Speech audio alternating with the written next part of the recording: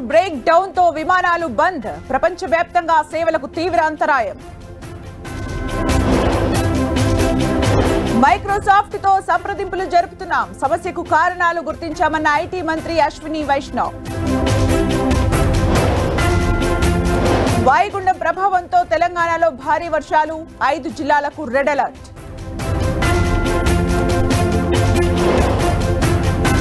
ఏపీలో విస్తారంగా వర్షాలు. జిల్లాల్లో కంట్రోల్ రూమ్స్ ఏర్పాటు.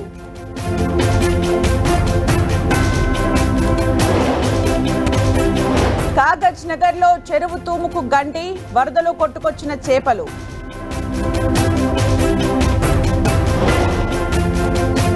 పెట్టుబడుల వేటలో సీఎం రేవంత్ రెడ్డి. ఆగస్టు 3న అమెరికా పర్యటన.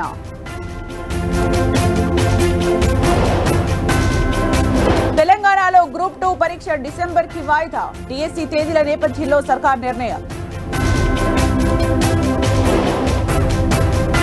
ఏపీ అసెంబ్లీ సమావేశాల నోటిఫికేషన్ విడుదల.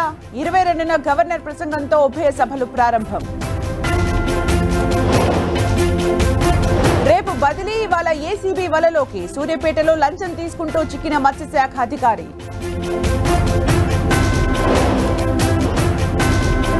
భారీ నష్టాల్లో ముగిసిన స్టాక్ మార్కెట్లు. 8 లక్షల కోట్ల సంపద ఆవిరి.